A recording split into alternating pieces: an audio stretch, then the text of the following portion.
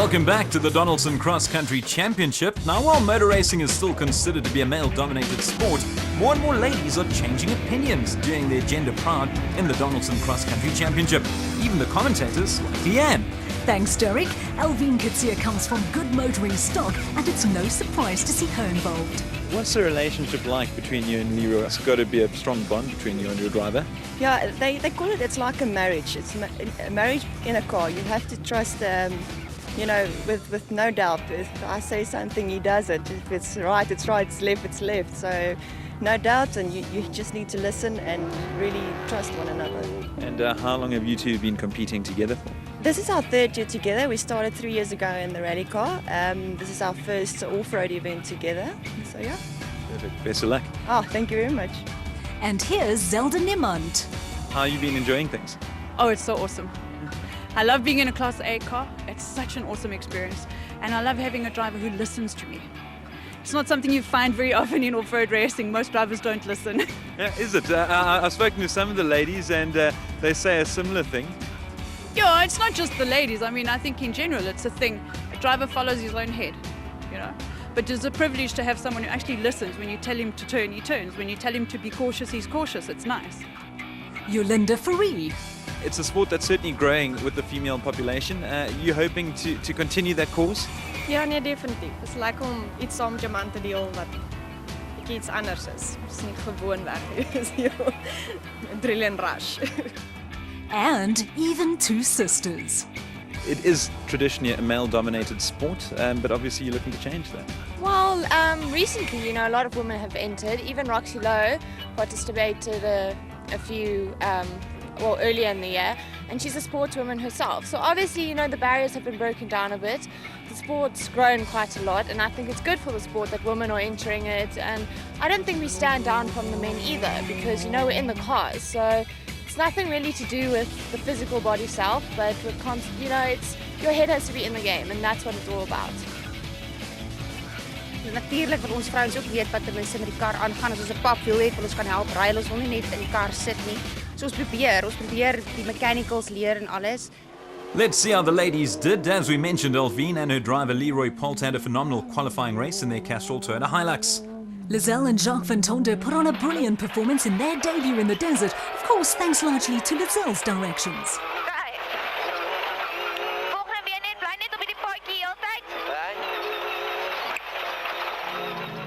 And they say men don't take directions well. While Yolinda and Marius Fourie were unable to finish day 2, they did collect half points on day 3. Castrol Toyota's Coetzee and Poulter had another go on day 3 after electrics forced them out of day 2. It was a very tough race for Zelda Niemand and Magri Mobile, who ended up camping in the desert when their porter broke down. Sune and Freddie Krill completed the prologue in just over an hour, but they couldn't make it to the end of day 2. If you're curious to see what happened to them, let's take a look.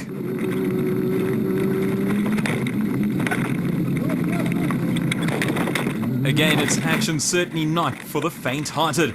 But one person who didn't end up on their roof was Lizelle Van Tonder. The course was nice. It was different from the other races since it allows you to actually go a bit forward, but lots of turns, so you can't really see what's coming up next. So you kind of have to, that's where the navigator comes very important, because the racer never knows, if there's something in the road next or if it's a sharp turn or whatever. So this is really, this race especially is a teamwork. From the ladies to Class A special vehicles, there's no doubting who the most popular competitor is in Botswana. Local hero Mogre Mobile. Nerves and pressure aside, how's the confidence levels? I mean, how are you feeling as a driver, and how's the car doing? The car's perfect, still getting used to it. Confidence level very high. That's fantastic, yeah. And what do you make of the conditions here? I mean, a marathon event, obviously for you, it's your own back garden, so some would say maybe it would come easier to you. No, it's not. It's not. But, once you're in the car, all you want to see is just the finish line. So the 1,000 Ks will come after that when you start feeling the pains and all. But we are going to do it. Almost 20 years ago, Nardus Alberts tore up the track in this event. He's back to do it again. You're an old hand when it comes to this race. Only the hand is old. I think it's about my 25th desert, or what used to be called the desert in older days. And the best I've ever done is I've won the Desert 500 one day. But I've never won two of them on the same weekend. How does it help the experience out here in the desert? I think for the experience for this specific race, in a sense that you can race the terrain. It's a terrain that you need to know how to, like Hannes would say, you can dance on this. It's a magic area to race. Some areas you can go fast, some is hard, some is soft. And over the years you get to learn how to ride the berms and how to ride the hard stuff and look out for the crocodiles. While Cully and Quinton Sulwald have shone so far this year, it was the other Sulwalds from Elegant Fuel that dominated in the desert. Yes, Herman and Vicar Sulwald, they had an alternator problem on day 3 and said they were going at 80%. I'll tell you what, the competitors can be happy they weren't at 100. Another local, Keith Dutoy and Keith Solomon in the White Star Racing bat, well behind the Elegant Fuel pair. A third place finish for the Zeelies, Daniel and Lowe in the Maxus Liqui Molly Rockstar Porter, despite starting day 3 without fourth gear. Philip de Vries and Johan Viljoen experienced a flat or two along the way, but said it was an unbelievable experience.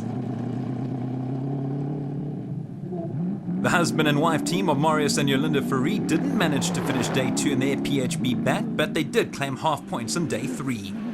Clint Gibson and Gary Campbell from Dirt Sport Components broke a side shaft on day 2, but they were back on day 3. One thing you can be certain of in Botswana, fans, dust and fast cars. Here we have Neil May and Joseph Lewis in the Maxus Liqui Molly Rockstar Zarko. The other Sulwalds, Quinton and Cully from Elegant Fuel, a race to forget for them, retiring on day 3 with a broken alternator. Cully also said there was just too much dust, as this image will attest to. Herman and Vichard keeping the Sulwald flag flying high, finishing first in their Elegant Fuel Striker, while local businessmen Keith Dutoy and Keith Solomon came in second. Lovely result for Botswana. Yeah, I think it's way overdue. We're quite fortunate to be on the podium because this morning when I woke up I didn't think we were going to actually take part in the race because we couldn't get the car finished. So Herman and Vichard Sulwald climbing to the top of the Class A standings on 62.5 points, 6.5 ahead of the Dirt Sport Component team of Gibson and Campbell, while Evan Hutchison and Donnie Stassen from Motorrad Racing are third. In Class P and B, the men to catch were undoubtedly Matthews and Smith, but it's worth watching the Superpaid AceCo team, Rob Walk and Jeremy Wood. You guys have a very unique team in that there's basically 3 of you. Yeah, that's right. We're here to have fun and we really enjoy it and each share the driving, so I think it's a great time. We have great and we get on well, so it's good. How long has this operation been going on between the 2 of you alternating? We started last year, middle of last year. Sun City was my first ride with Rob, and I was navigating for him then. And I navigated for a couple more races with him after that. And we were actually borrowing the car from Richard Schilling. And then Richard said we had to buy the car, so we ended up buying it together, and that's how we worked it. Also in action, James Watson. James, excited? Desert for the 3 days? I don't know. I was a bit nervous, I think. I've done this race twice before in bigger cars navigating. Here's my machine here on my own today. I suppose it takes a lot out of you just being on your own, and single seaters aren't the easiest. I think more mentally than physically. Trying to navigate, trying to look at the road, trying to drive the car, doing everything which normally a 2-man crew would do. Matthews and Smith with daylight between them and the other Class B challengers when they started day 3. They started the day in second in the Ps, John Thompson and Maurice Sir Matten in their Zarko Magnum. We just heard from him, James Watson, Sun's co-driver in a Mighty Mag. The Century Racing team of Matthews and Smith were going extremely strong, but it was not to be as they fell out less than 250 kilometers from the end because of a broken input shaft. Another driver by himself, Graham Peterson from KZN, and a stalwart in the regional championship, putting the Dragonfly through its paces.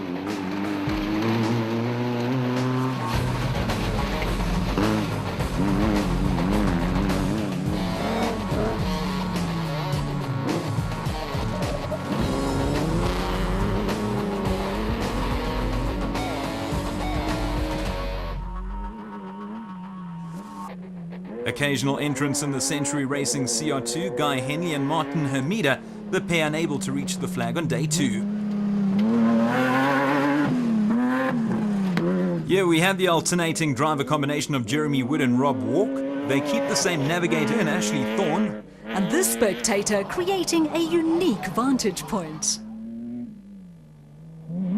Kutsia and Sandra Labuskatni and their Zarko Light were forced to retire, with Kutsia suffering a severe bout of flu. Also unable to reach the flag, Ian McLean and Lucas van Dort in their Zarko Junior, the desert proving to be too tough for them. The phenomenal performances from John Thompson and Maurice Matten finishing 12th overall, but first in Class P in their Zarko Magnum. We had a few mishaps yesterday, but today was good. We had no trouble today. Maurice navigated very well. It was a tough desert, but I enjoyed it, and you know, we're proud. So the pair putting daylight between them and the rest in the championship, 33.5 points clear of Matthews and Smith from Century Racing, while the Labuskachnis are 3rd overall. Once again, an incredibly successful Toyota Kalahari Botswana desert race in Gaborone.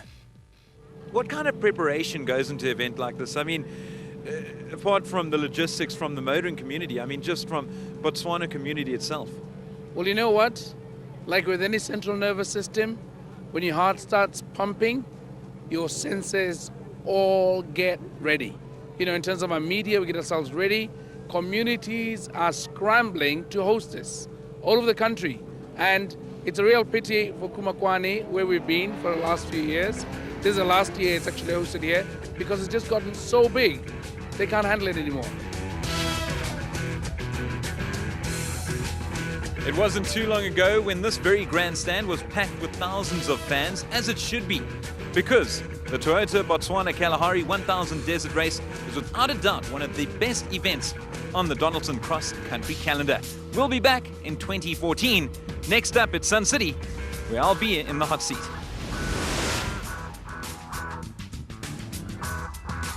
Coming up, more Donaldson Cross Country action from Sun City, the flagship event and the 5th leg on the calendar. Who will break the deadlock at the top of the championship? Will it be Taylor and Murphy or Visser and Badenhorst? Find out next month. The Donaldson Cross Country Challenge.